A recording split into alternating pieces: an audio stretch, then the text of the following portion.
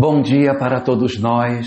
Bom dia. Sejamos todos muito bem-vindos para o nosso estudo dessa manhã, que nos oportuniza fazer algumas viagens pelo conhecimento que a doutrina espírita nos oferece e, ao mesmo tempo, um entendimento mais próximo daquilo que a mensagem espírita nos oferece com relação à proposta daquilo que Jesus trouxe para todos nós. Nenhum de nós que se aproxima da mensagem espírita desconhece que o grande objetivo da vida é que nós consigamos experimentar o amor, porque o amor é a condição essencial para a libertação das nossas almas. Em O Livro dos Espíritos, na questão 614 da obra, Allan Kardec indaga o que seja a lei de Deus. E os Espíritos dizem que a lei de Deus é a única verdadeira para a felicidade da criatura humana. Ou seja, não existe nenhum outro caminho para levar o homem à felicidade verdadeira.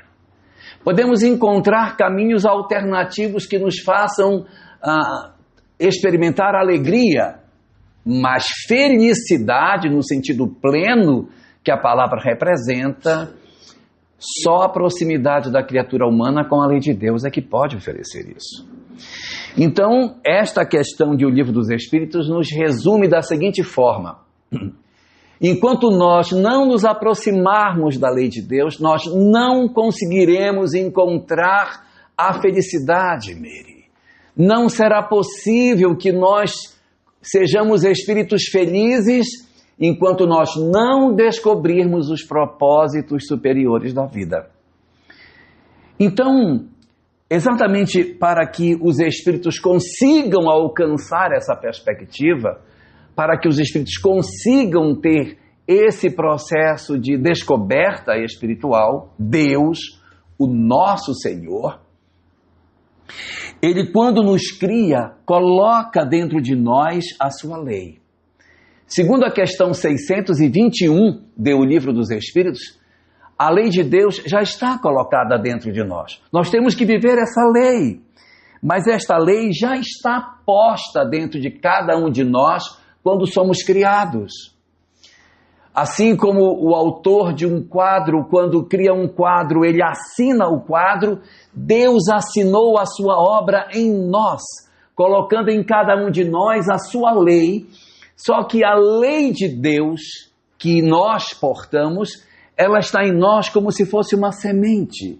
Ela não está desabrochada, ela não está completamente desenvolta.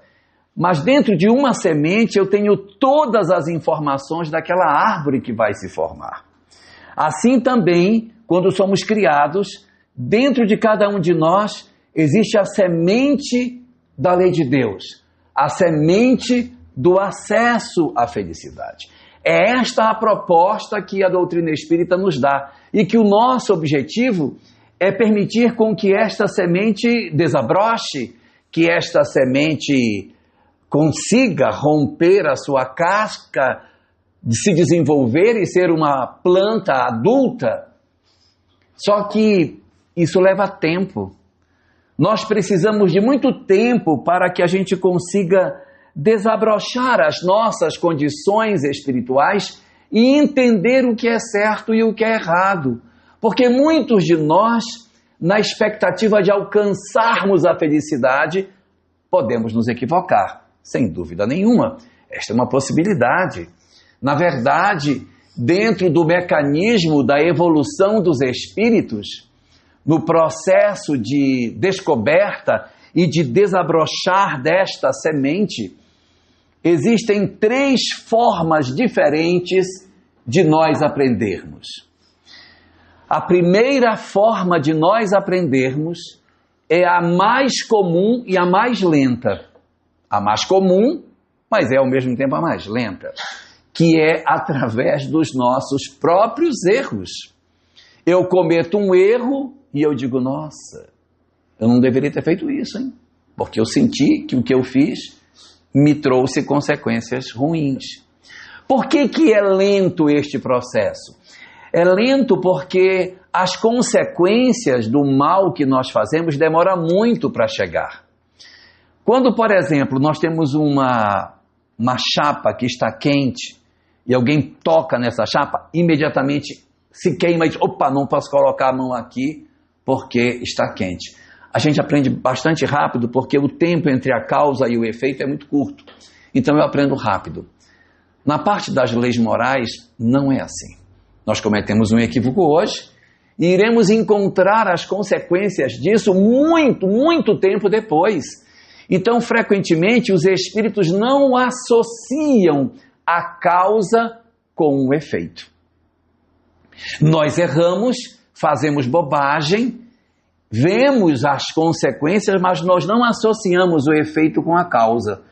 Eu tenho dificuldade de entender que o que eu estou passando tem a ver com alguma coisa que eu fiz lá atrás que justifica o processo de sofrimento que eu estou experimentando.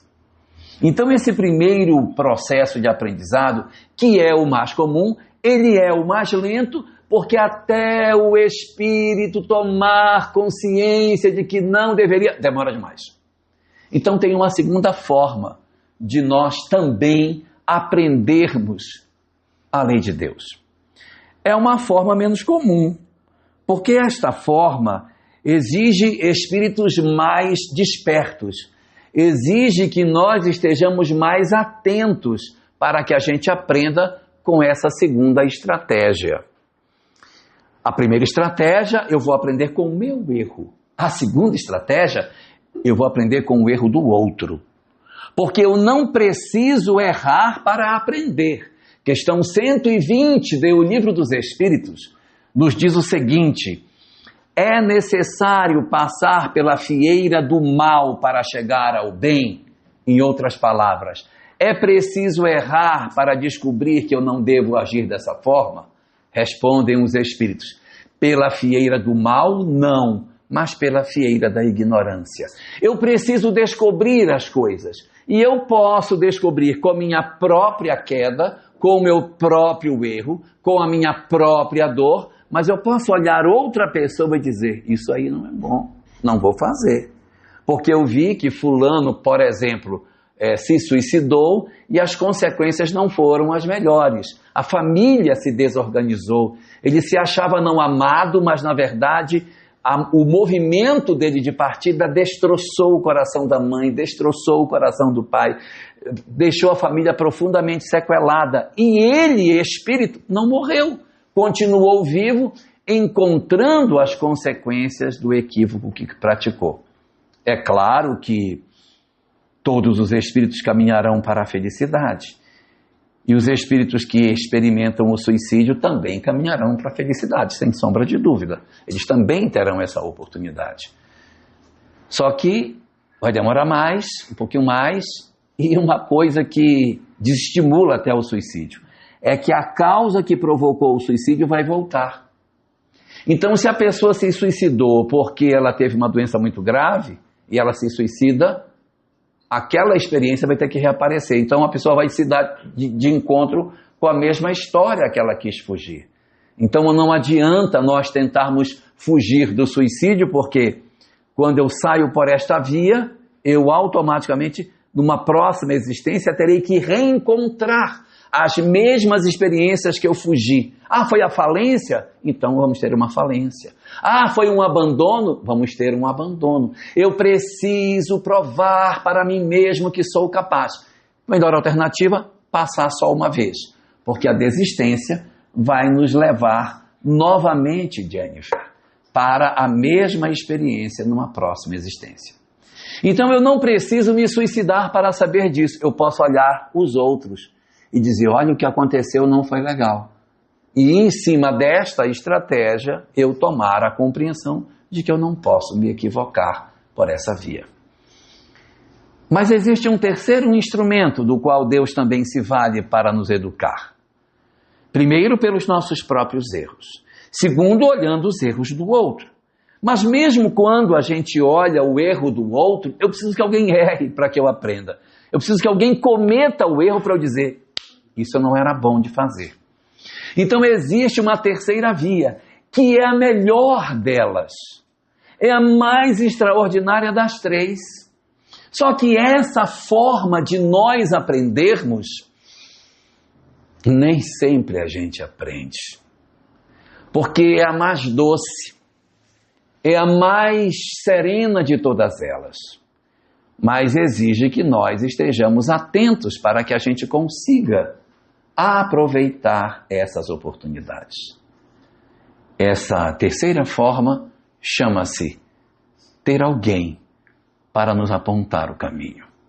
Porque a gente pode aprender, não preciso que eu erre, não precisa que o outro erre, mas eu posso ter alguém que me instrui a lei de Deus. Sim, essa é a questão 622 de O Livro dos Espíritos, que, embora a lei esteja dentro de nós, a criatura humana, muito frequentemente, ela esquece, ela se desinteressa, ela se sente apaixonada pelas coisas materiais e se perde durante a existência. Então, para que isso não aconteça, dentro da nossa história enquanto espíritos, existem determinados mentores espirituais que encarnam para dizer, o caminho é por ali que a gente tem que ir, essa é a rota que a gente tem que seguir. E isso não foi diferente na Terra, não foi. Quando a Terra se formou como planeta, um espírito foi designado para ser o nosso governador planetário. O que seria isso? Seria uma espécie de tutor de toda a população do planeta. Alguém que, em última instância, se responsabiliza pelo progresso de todos os que aqui estão. Então, quando um espírito ele se vincula ao planeta Terra, ele está vinculado também ao governador planetário, que seria a última instância de socorro a ele. Ele tem várias instâncias de espíritos benfeitores em seu benefício. Mas ele tem um governador planetário que tutela todo mundo. Esse governador planetário nós conhecemos com o nome de Jesus. Jesus, aquele Jesus de Nazaré, segundo a doutrina espírita, ele é o próprio governador planetário. O espírito que recebeu como missão cuidar deste planeta, isso há 4,5 bilhões de anos atrás. E ele tutela a história da Terra, ele cuida de todos nós desde este princípio. E aconteceu um fenômeno muito interessante no planeta há bastante tempo atrás, que foi o momento no qual a nossa humanidade experimentou uma mudança muito grande no desenvolvimento da criatura humana. Lá atrás, na pré-história, nós vivemos 2,5 milhões de anos num marasmo danado, a gente quase não aprendia nada. Nós éramos ainda do período do Paleolítico. Cadê a Sílvia que gosta de história? Então, no período Paleolítico, a criatura humana viveu muito tempo aprendendo apenas as coisas mais rudimentares. E de um momento para outro, conta a nossa história, que o homem deu uma guinada muito forte num período chamado Neolítico.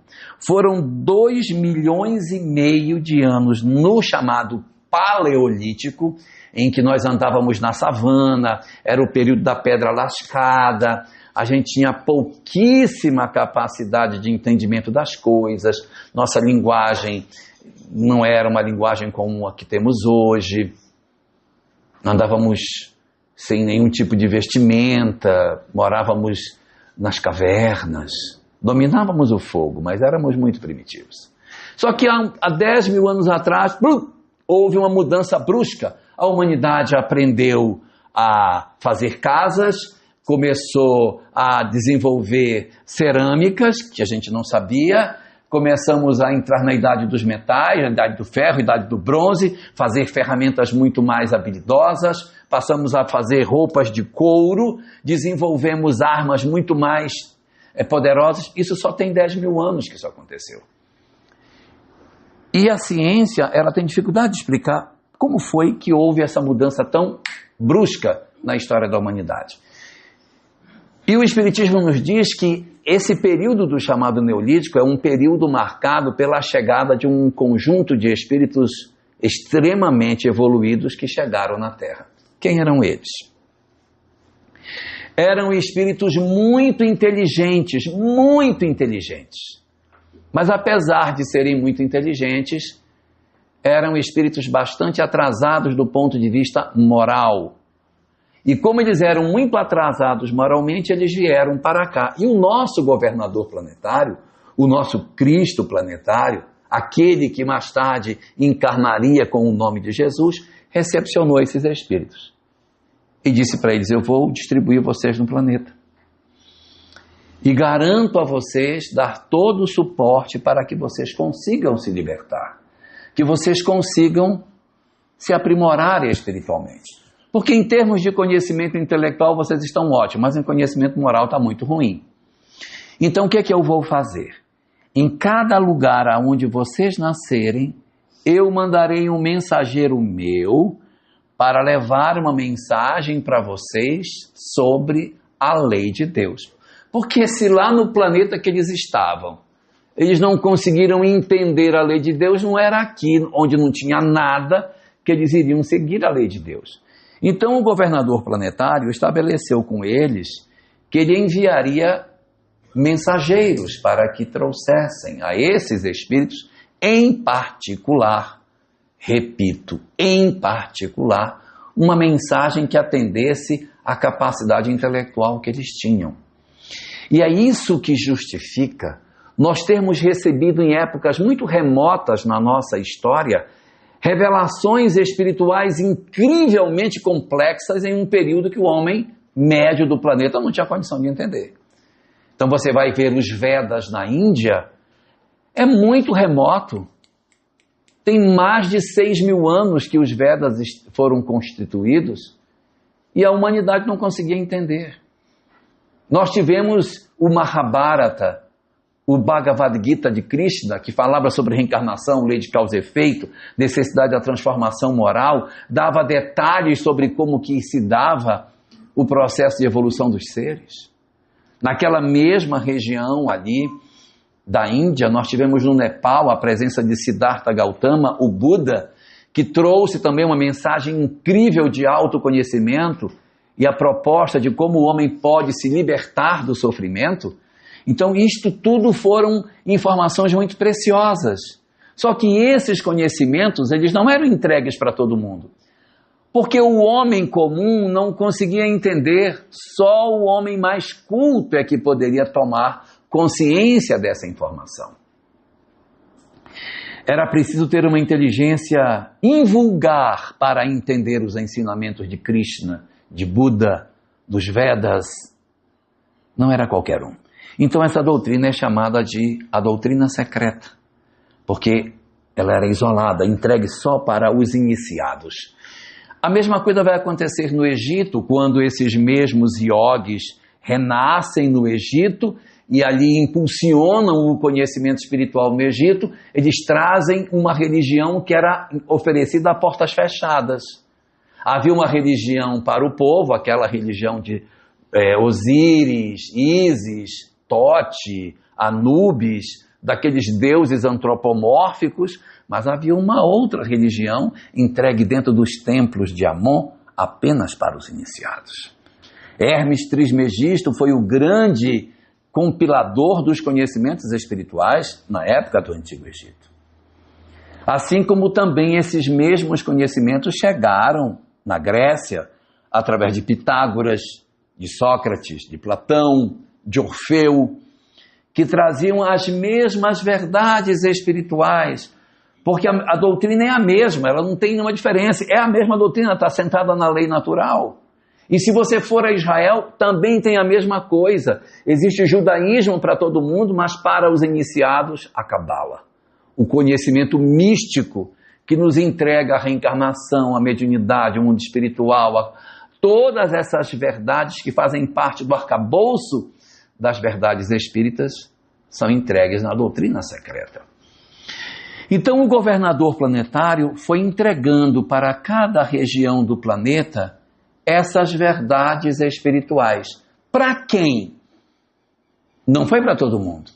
As revelações não eram revelações universais, elas eram revelações locais, só para aqueles que haviam migrado. Quem não havia migrado não entendia aquilo. Eles mesmos selecionavam, diziam, esta pessoa pode ser um iniciado, passa para dentro. Esse não tem condição, fica do lado de fora. Só os mais inteligentes se apropriavam desse conhecimento. Mas o grande objetivo da doutrina secreta não é ensinar a reencarnação, não é falar da lei de causa e efeito, não é nos falar sobre a comunicabilidade dos espíritos. Não é isso. O grande objetivo da doutrina secreta é nos fundamentar para que nós exercitemos o amor. Como seria isso na prática? Imagine que alguém diga assim: olha, você tem que viver o amor porque a lei de Deus é a única verdadeira para a felicidade do homem, não é? Então o homem precisa se aproximar da lei de Deus e aí utiliza-se dessas ferramentas para que o homem viva o amor. Então a gente aprende reencarnação, mediunidade, mundo espiritual, lei de causa e efeito, para entender que precisa amar. Este é o foco de todas essas doutrinas. O objetivo é que através desses ensinamentos a criatura humana desperte e entenda que precisa, por exemplo, perdoar alguém. Imagine uma pessoa que me fez mal, que me machucou, que me ofendeu, que me feriu, e alguém chega assim: olha, você tem que perdoar essa pessoa. Eu não vou perdoar nunca. Não vou perdoar. Me fez o mal, não posso perdoar. De jeito nenhum. Então, o movimento mais esperado da criatura humana é que não perdoe, que não faça esse movimento de perdão.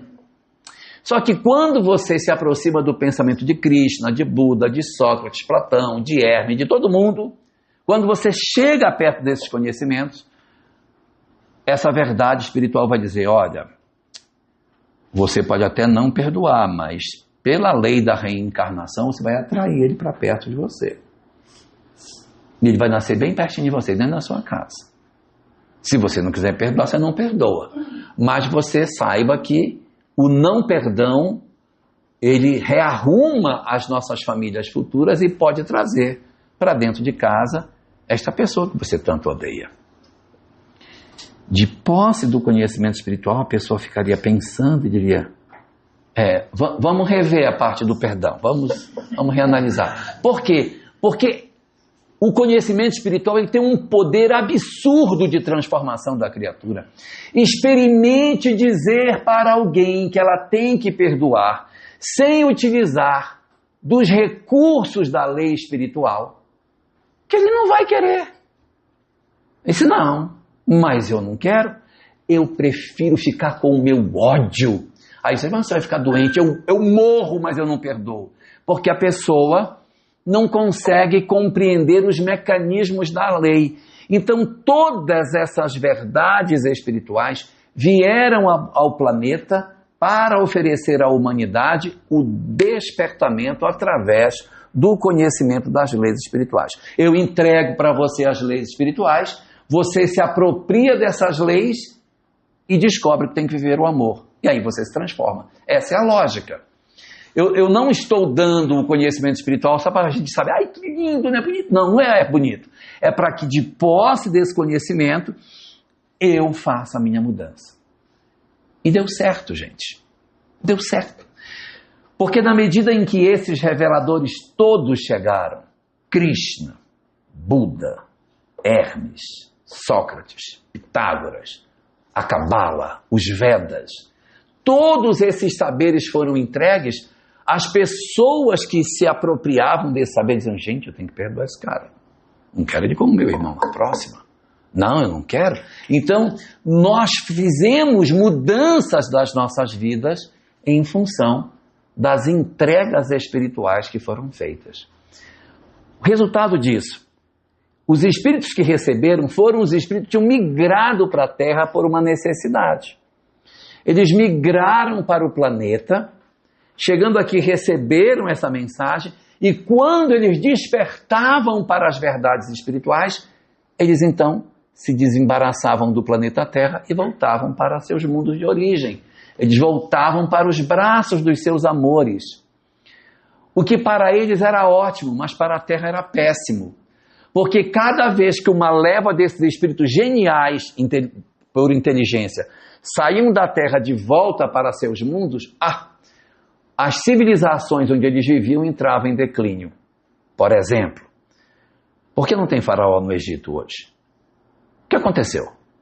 Se o espírito sempre progride, não deveriam ter faraós ainda mais capazes hoje? Por que não tem? Porque os espíritos que comandavam o Egito Antigo despertaram nos templos de Amon e voltaram para seus mundos de origem. Por que não tem filósofos na Grécia como tinha antes? Porque os grandes gênios voltaram para casa. Por que as civilizações do ontem, como os sumérios, os hebreus do passado, como os romanos do ontem, os hindus daquele período de tanto conhecimento espiritual, não estão mais fazendo as mesmas coisas? Porque aquelas almas espetaculares que construíram essas civilizações retornaram para seus mundos de origem, dando a condição para que surgisse dentro do nosso planeta um capítulo que está dentro de O Livro dos Espíritos, na questão 787 a 789, chamados Povos Degenerados, onde se estuda por que os povos degeneram.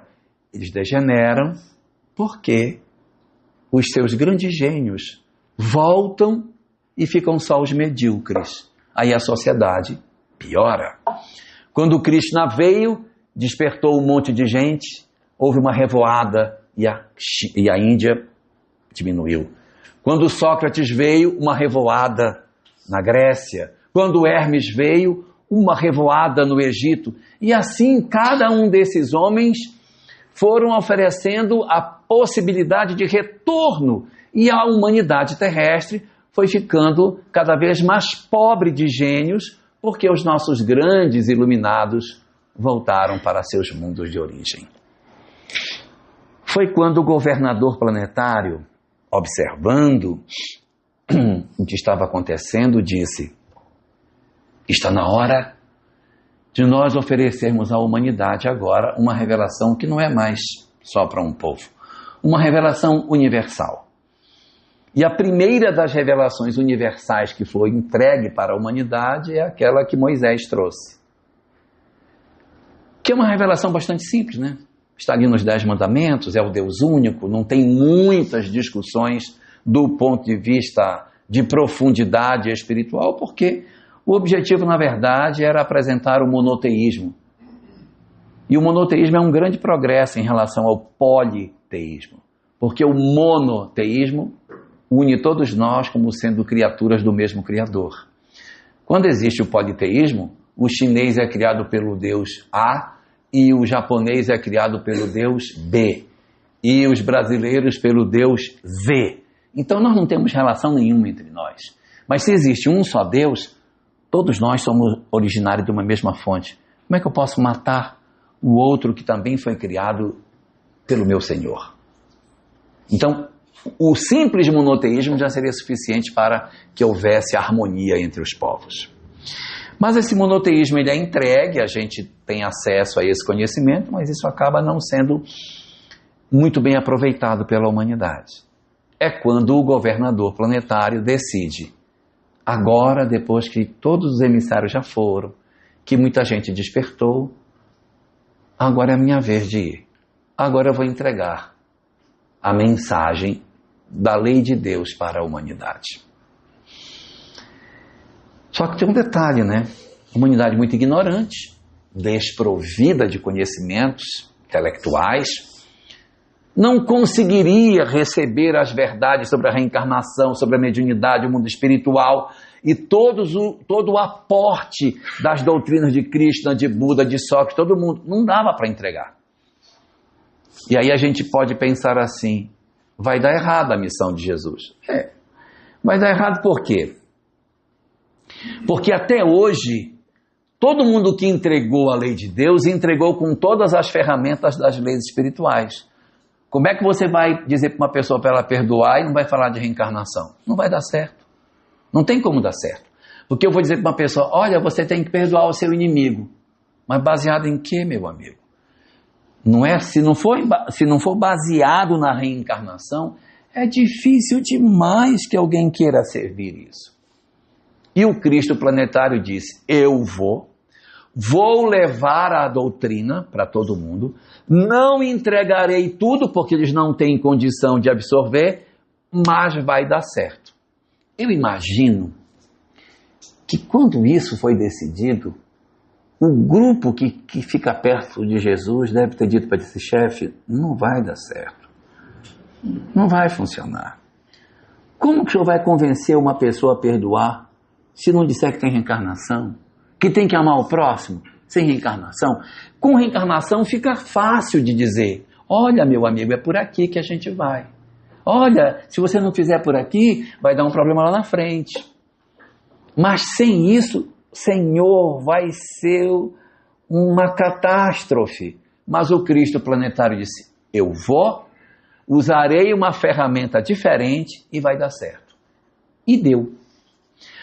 Qual foi a ferramenta que Jesus utilizou para que a sua doutrina levasse as pessoas a perdoar, sem que ele explicitasse a reencarnação, a mediunidade, o mundo espiritual, a lei de causa e efeito? Qual foi a estratégia que o Cristo utilizou para inocular nas pessoas que elas tinham que amar, que tinham que perdoar? Ele usou como instrumento aquilo que aquele filósofo brasileiro goiano fala, o Zezé de Camargo. Ele disse, é o amor. É o amor. O que Jesus fez? Ele impregnou a sua mensagem de tanto amor, mas de tanto amor, mas de tanto amor, que ele convenceu as pessoas a fazerem o que ele propunha, não é por conta das consequências espirituais, é porque eu estou dizendo que é para fazer. Eu que amo você, estou dizendo para você, não faça isso, ou ainda por outra. Eu que amo você, estou dizendo, Jennifer, faça dessa forma, minha filha. Vai ser melhor para você.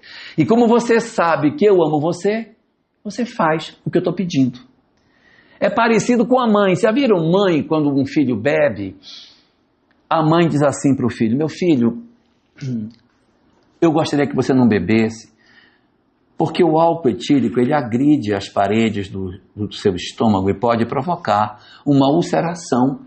E mais tarde, esse processo crônico pode perturbar o seu fígado e você vir a enfrentar... Ela não fala isso. Ela não fala isso. A mãe diz, meu filho, eu queria que você parasse de beber. É sua mãe que está pedindo. Não é assim que ela faz? Ela não usa nenhuma técnica científica. Ela se vale do amor, porque ela convenceu o filho de que ela o ama. Então, quando ela diz, sou eu que estou pedindo para você, porque você sabe que eu te amo, a criatura para de beber. Se ama, né? E é o que o Cristo faz. Pode observar que em várias passagens ele diz, se vós me amardes, guardareis os meus mandamentos. Em outros momentos ele diz assim, fazei isto por amor de mim. Consultemos o livro Há 2000 anos e perguntemos para o personagem Lívia Lentulus, por que ela fazia o bem? Por que ela perdoava? Era porque a reencarnação promovia um processo de reencontro da criatura com aqueles que... Não é. É porque Jesus pediu. O mestre ensinou que é assim. Então veja a estratégia do governador planetário. O governador usou o amor como um instrumento. E disse, eu não vou entregar tudo que vocês não vão suportar. Mais tarde eu vou passar o pedacinho que está faltando da doutrina secreta. Por enquanto, eu vou entregar para vocês isso, porque isso aqui é suficiente. Porque o grande objetivo do ensinamento da doutrina secreta não é que a gente saiba, não é. É para que a gente viva a lei de Deus, pelo amor de Deus. O objetivo não é isso. Questão 982 de O Livro dos Espíritos. Pergunta Kardec aos Espíritos. É necessário fazer profissão de fé espírita e acreditar na manifestação dos Espíritos para garantir uma boa sorte na vida futura? Resumindo a pergunta, tem que ser espírito para ficar bem do lado de lá? E a resposta é, se assim o fosse, estariam condenados todos os que não creem, o que seria um absurdo. Todos os que não creem ou que não tiveram a oportunidade de se instruir, o que seria um absurdo. Ponto em seguida. Tá, então o que é que faz a gente ficar bem do lado de lá? Vem no ponto em seguida, porque diz, o bem, só o bem garante a boa sorte na vida futura. E o bem é sempre o bem, qualquer que seja o caminho que a ele conduza. E aí eu pergunto para vocês, um católico pode ficar bem no mundo espiritual? Pode. Um protestante pode ficar bem no mundo espiritual? Mesmo sendo protestante? Pode. O ateu pode ficar bem no mundo espiritual? Pode. Um espírita pode ficar mal no mundo espiritual? Pode. Mas o espírita também pode ficar bem no mundo espiritual, não pode? Pode. O que vai reger? O bem, gente. O bem. Não é o conhecimento das leis espirituais. O conhecimento da lei espiritual ajuda, mas não determina. O que determina é o bem. Conhecimento espiritual ajuda a acertar. Mas ninguém pode dizer porque uma pessoa conhece muito, ela automaticamente é um espírito liberto. Não é verdade? Pegando o livro Há 2000 anos, onde nós encontramos a história de Araxes, aquele egípcio médium lá que faz toda a trama, mal demais, assassino inclusive, ele sabe tudo da lei de causa e efeito, não é? Ele sabe tudo de reencarnação, sabe de mediunidade, ele sabe tudo, mas ele sabe é mal. Então o conhecimento espiritual não determina que nós estejamos bem, mas a prática do bem determina. Então, se Jesus tinha que entregar, vamos entregar aquilo que verdadeiramente liberta a criatura. O amor. É o amor que vai libertar o ser humano. Então, ele se concentra nisso. E ele inocula tanto amor na sua doutrina. Ele trabalha com tanta intensidade o amor que dá certo. Ele faz com que as pessoas, mesmo sem o conhecimento espiritual, vivenciem o amor. Isso é espetacular. Isso prova a excelsitude do amor que Jesus utilizou, porque ele conseguiu fazer com que as pessoas amassem, perdoassem, renunciassem às suas condições materiais, só porque ele quis que assim fosse. É lindo. E tanto deu certo que nós experimentamos com a vinda de Jesus a maior de todas as revoadas que a humanidade teve. Houve uma revoada com Krishna, houve uma revoada com Buda, com todo mundo teve um despertar de um elenco de espíritos que voltaram. Mas com Jesus foi o mais intenso fenômeno de retorno dos espíritos para seus mundos de origem. Como que a gente pode provar isso? Foi tão grande a revoada que aconteceu que a gente entrou na Idade Média. Só sobrou nós. Os outros que eram melhores foram tudo embora. E aí, olha o que vai acontecer conosco na medida em que esses espíritos voltam. Nós vamos pegar o cristianismo e vamos corrompê-lo.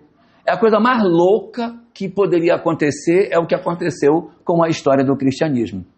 Porque a mensagem de Jesus era toda centrada no amor, era toda centrada na inclusão. Depois que aquela revoada de espíritos maravilhosos volta e que a terra fica entregue para nós, coitadinhos, a gente não sabe o que fazer com a mensagem. E nós corrompemos a mensagem do cristianismo. O que nós fizemos com o cristianismo? Nós utilizamos o cristianismo para ser uma doutrina de violência. Em nome do Cristo, nós promovemos guerras, tiramos espada, matamos pessoas. Em nome de Jesus, eu te mato, pai, mato. Como que pode? Se a mensagem era de amor, se ele mandava amar o inimigo, como que a gente conseguiu fazer isso?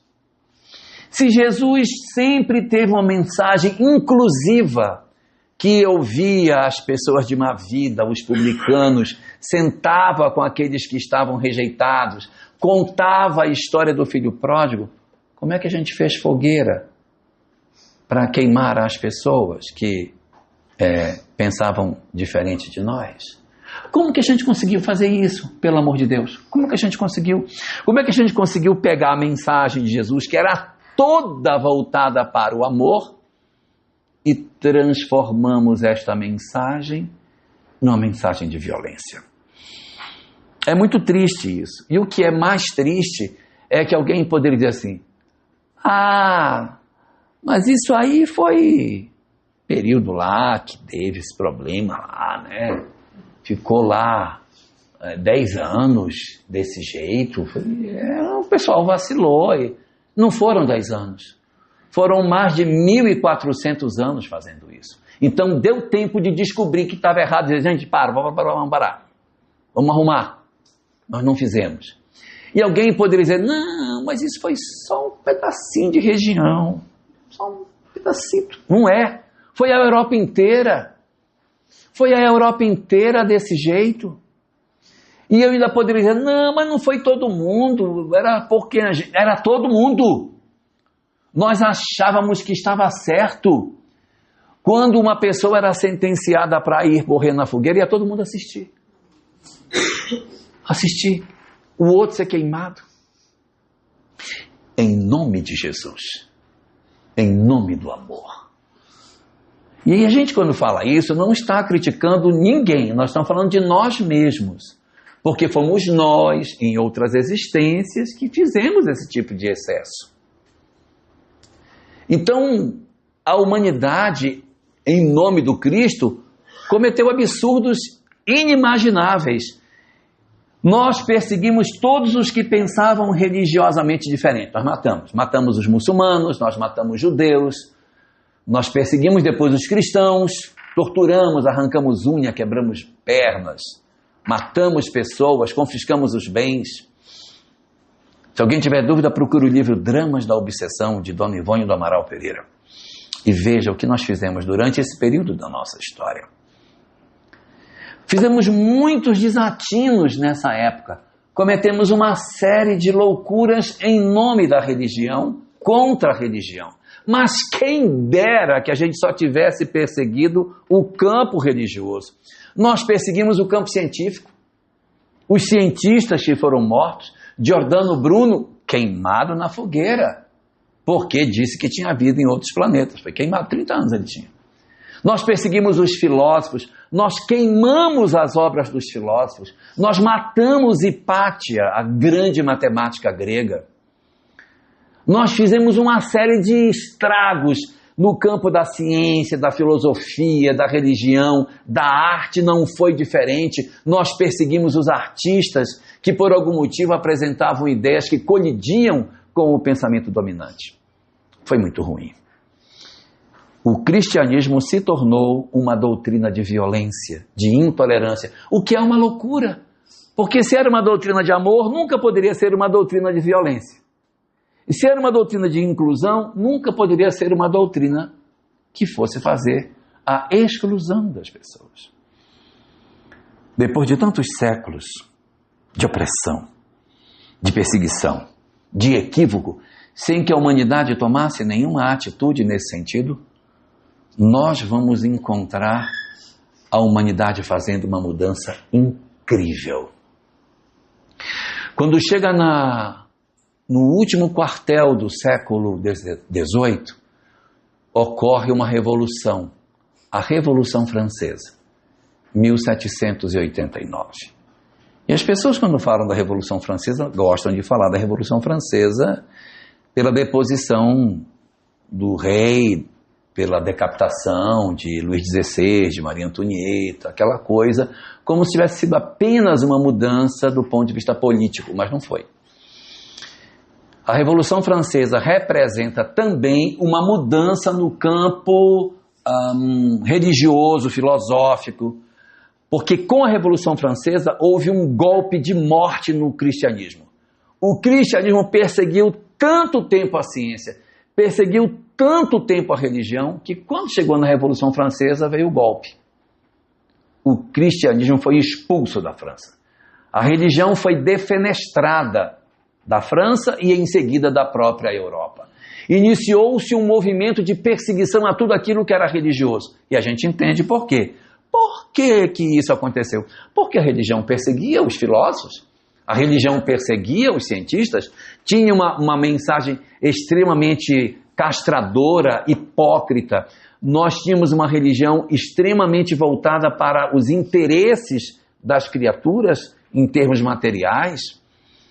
Então chega um momento em que os pensadores do século XIX dizem, não, religião é um problema para a humanidade. Esse cristianismo aí, então, isso é a pior coisa que poderia existir. Eles têm que ser retirados da nossa história. Existe um pensador alemão chamado Ludwig Feuerbach. E esse cara, ele é o grande iniciador da proposta. A religião tem que ser destruída no planeta, porque isso é um problema. Isso é uma coisa terrível que a gente tem.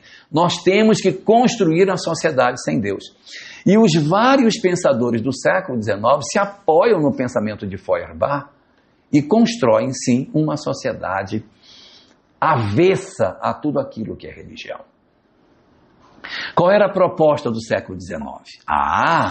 O homem do século XX será um homem muito mais feliz, porque o homem do século XX vai ser um homem longe da religião, que a religião é um problema. Então, no século XX, nós seremos maravilhosamente felizes, porque nós iremos construir uma sociedade sem Deus, sem os tabus da religião, e vai ser uma sociedade linda, nós vamos ser todos maravilhosos, e vamos ver uma sociedade extraordinariamente feliz, porque não teremos mais as peias da religião. Essa foi a promessa do século XIX. A crença dos homens do século XIX é que o século XX seria um século maravilhoso.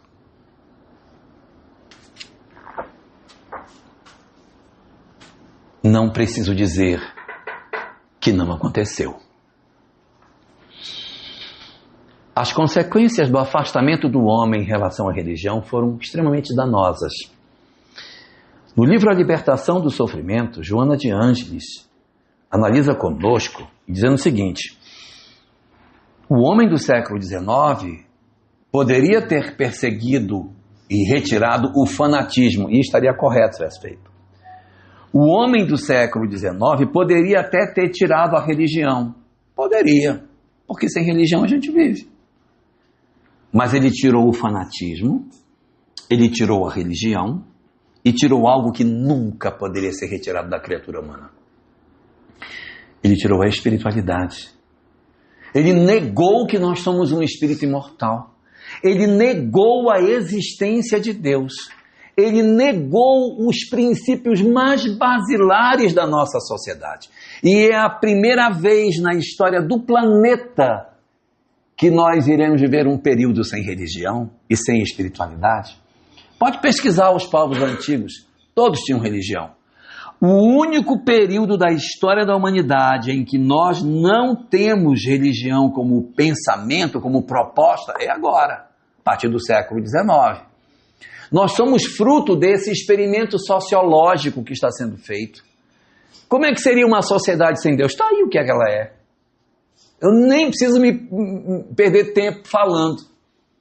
Nós nunca tivemos tanta depressão como nós temos hoje. Nós nunca tivemos tanta ansiedade como nós temos hoje. Nunca houve tanto vazio existencial como nós temos hoje.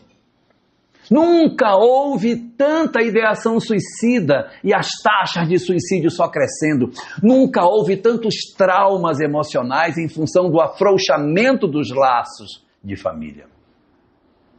Nós só não sabemos o quão doente nós estamos porque boa parte de nós está medicada. Está todo mundo tomando seu remedinho em tarja preta, então está todo mundo tranquilo. Para saber como é que nós estamos, nós temos que suspender todo o tarja preta por 1 ano.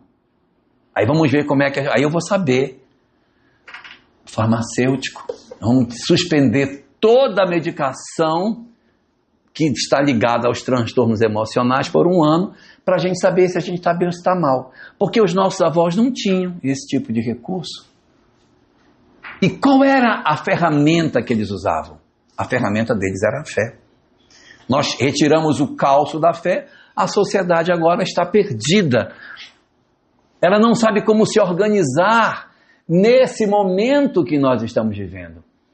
O que será da humanidade perdida sem uma referência?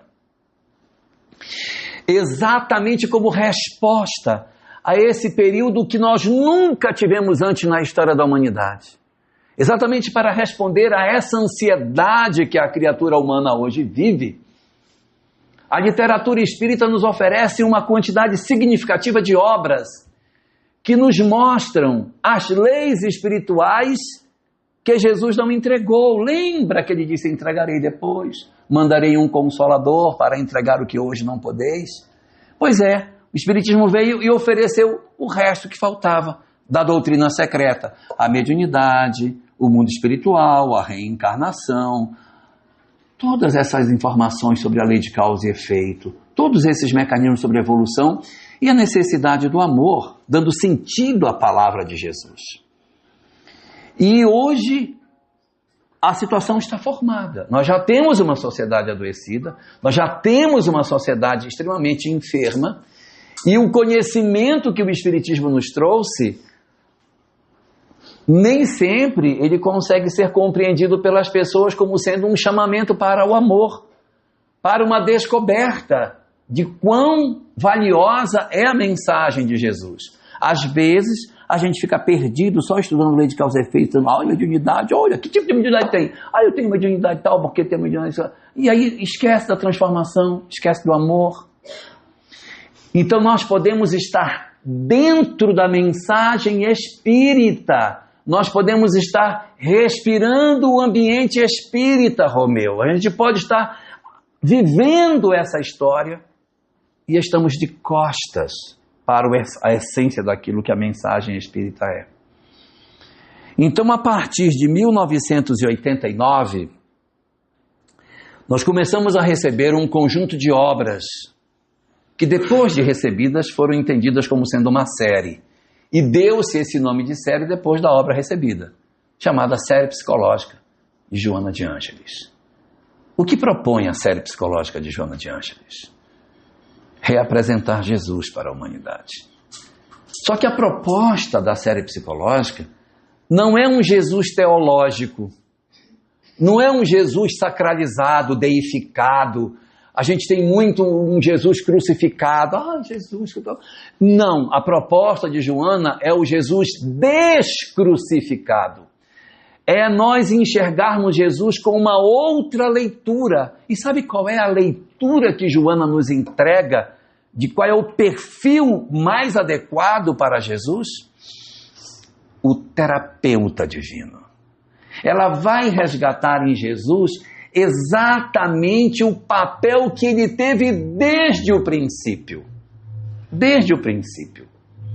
O primeiro livro dessa série psicológica chama-se Jesus e a Atualidade. São 20 problemas da atualidade e as 20 falas de Jesus conectadas com cada um desses problemas. Mas os problemas de hoje Jesus não está sabendo mais. É muito antigo, sabe? As pessoas têm ansiedade, aí vai no psicólogo. Meu amigo, pelo amor de Deus, eu não aguento mais de ansiedade, não tenho mais nem unha para roer. eu não durmo à noite, eu estou aflito, e eu pego meu carro e eu rodo, quando volto para casa, aquela angústia não some, pelo amor de Deus, me ajuda. Aí o psicólogo senta aí. Olha, o que acontece com você? Você está querendo resolver a vida toda num dia só? Você tem que focar no dia que você está vivendo. Não adianta você ficar preocupado, porque daqui a 30 anos, 40 anos eu vou morrer. Como é que vai ser? Daqui a 40 anos te resolve. Isso não é agora. Foca no teu presente. Olha para o agora que você está vivendo. Aí eu vou e pago a consulta. Ai, Caio, o psicólogo me ajudou tanto, gente. Ai, disse coisa tão boa. Pois é, se você abrir o evangelho, está lá. Não vos afadigueis, porque o dia de amanhã. Não vos afadigueis com o dia de amanhã, porque o dia de amanhã cuidará de si mesmo. Basta a cada dia o seu mal. Olha as aves do céu que não semeiam, não plantam, não recolhem, não guardam em celeiros, e vosso Pai as alimenta. Não valei vós mais do que as aves? E ele vai apresentar uma proposta de como lidar com a ansiedade. Ah, mas para depressão não tem. Tem. Se você tiver depressão e for num psicólogo, ele vai dizer, meu amigo, você está deprimido porque você está carregando peso demais.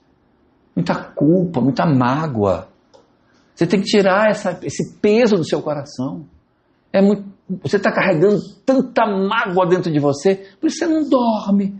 Por isso você é deprimido, você fica esperando que as pessoas entreguem o que elas não vão entregar.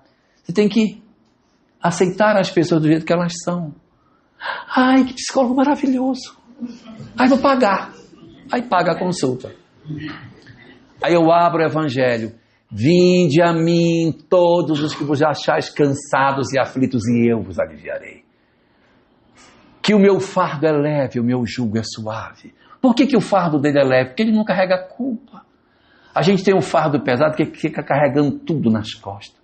Mágoa de pai, de mãe, de avô, de bisavó, do marido, do ex-marido. Arrastando aqui, peso, não aguento. Então, enquanto eu carregar peso, vai ser difícil. Então, tem que aprender a soltar. Aí a gente vai no psicólogo, eu estou com um problema, abandono. Minha mãe me abandonou, meu pai me abandonou, todo mundo me abandonou, eu não sei mais o que eu faço. É um sofrimento tão grande porque ninguém me ama. Eu sou uma pessoa desamada. Fazei o bem àqueles que vos aborrecem. Não importa o que o outro te faz para ele o que é certo. Que o psicólogo vai dizer, você não pode ficar carregando isso. Porque se a gente se vinga é pior. O Cristo propõe o perdão. Se for no psicólogo, ele vai dizer, você tem que perdoar as pessoas. Se você não perdoar, você não vai ficar bem. Mas se ele está dizendo que tem que perdoar, não é o que Jesus dizia? Pelo amor de Deus, não é a mesma coisa? Por que a gente não quer enxergar Jesus como o grande terapeuta das nossas vidas? A proposta que o Espiritismo então nos oferece é que nós ressignifiquemos Jesus nas nossas vidas. Não como um ser divinal, não como o próprio Deus, mas o terapeuta que eu preciso. Sua proposta é simples e está calçada no amor. Que a gente faça o esforço para amar, o esforço para perdoar, para retirar dos nossos corações o peso que nós temos dentro das nossas almas. Somente quando nós experimentarmos o amor, nós encontraremos a felicidade. Existem muitas pessoas que ficam dizendo assim, puxa, mas se o nosso destino é a felicidade, todo mundo já vai ser feliz mesmo? Por que Deus não dá logo um vale de felicidade para nós de pelo menos 10%? Já vai ser feliz lá na frente, entrega logo um pouquinho de felicidade hoje. Porque essa coisa, não, só vou dar lá, só igual a mãe faz, só vai comer a sobremesa se comer tudo. Então Deus só vai dar a felicidade depois que eu evoluir. Não é assim. É porque a felicidade é o fruto da evolução. Na introdução do livro Conflitos Existenciais, que é a obra 13 da série psicológica, ela diz lá na introdução o seguinte, que a felicidade ela é uma conquista, ela não é um dom gratuito, então você tem que conquistar. E como que a gente conquista a felicidade? Através do amor. É a vivência do amor que me faz ser feliz. Quando eu guardo mágoa, tenho ódio, ressentimento, não durmo à noite, tenho palpitação, fico andando pelo quarto, acordo, vou na geladeira, como, volto, nível de cortisol lá em cima, não vai conseguir ser feliz. Não vai. Eu tenho que entender as leis espirituais. O Buda dizia o seguinte: a única forma de se libertar do sofrimento é tendo conhecimento espiritual. É a única forma.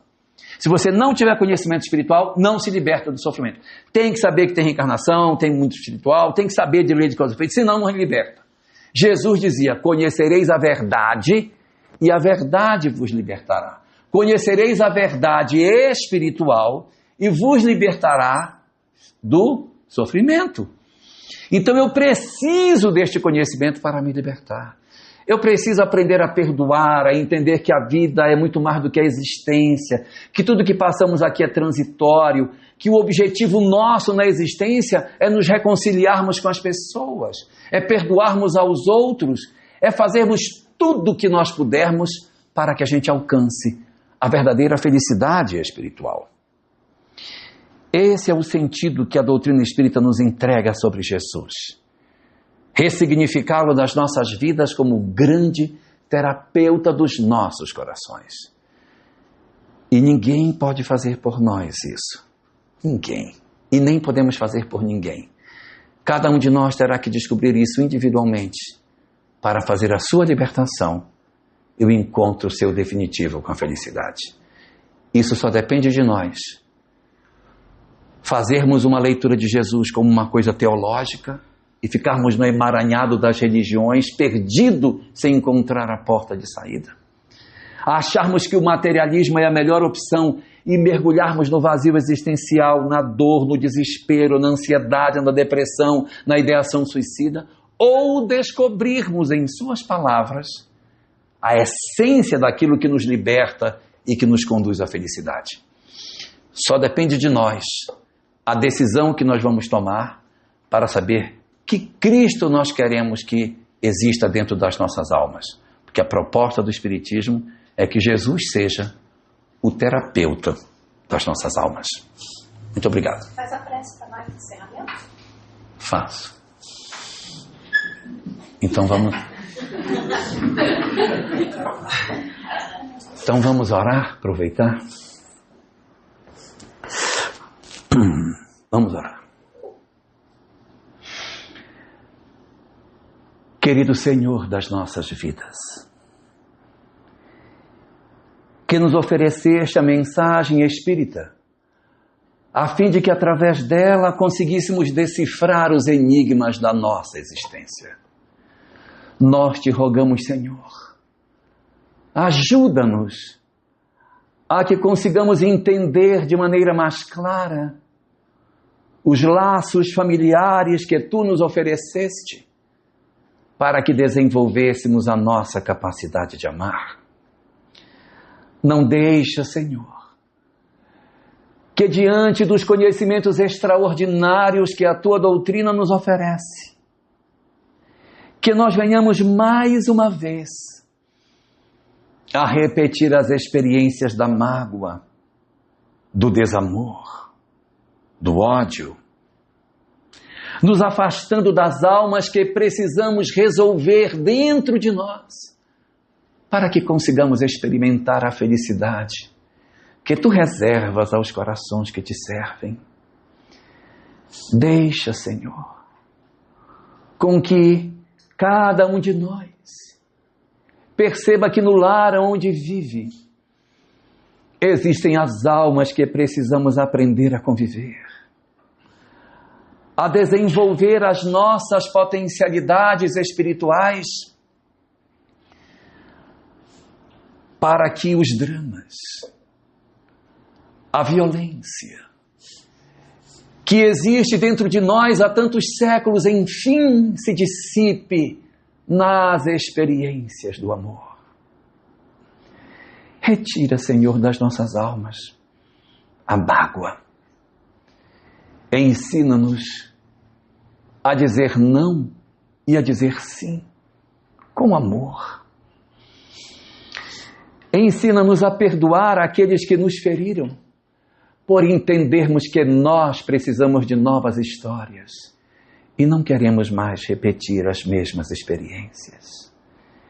Deixa que o conhecimento que teu Filho Jesus nos ofereceu venha cicatrizar as feridas das nossas almas e que Ele, como médico divino das feridas espirituais, estenda as suas mãos para nos curar das nossas dificuldades, das chagas que ainda trazemos em nós e que constrói a história de vida que temos. Que as luzes infinitas dos nossos espíritos benfeitores, que nos acompanham nas nossas lides familiares, que sabem das nossas lágrimas silenciosas, das nossas dores e das nossas renúncias, e das tantas vezes, Senhor, que o fardo se torna pesado demais. Facilita com que esses mentores tenham mais acesso a nós, não permitindo com que a mágoa nos cegue, mas deixa com que tenhamos a lucidez para decidir com acerto, dizendo sim quando for necessário e aprendendo a dizer não com amor, para que sejamos libertos verdadeiramente. Que as luzes da Tua misericórdia estejam sobre as nossas vidas, nos permitindo aproveitar a experiência que estamos tendo agora de posse do conhecimento espírita, com todo esse poder de transformação que ele tem. Assim, Senhor, neste momento que Tu nos concedes, deixa-nos agradecer-Te por esse manancial de conhecimentos que Tu nos ofereceste e apenas Te rogar que Tu nos ajudes para que nós não desistamos de nós próprios, porque sabemos que Tu nunca desistirás de nós, mas Te rogamos, Senhor, ajuda-nos para que nós consigamos dar bom termo a todas as experiências que a vida nos oferece. Que o Teu amor esteja conosco e a Tua paz ilumine os nossos corações e as nossas decisões de posse dos ensinamentos de Jesus. Muito obrigado, Senhor.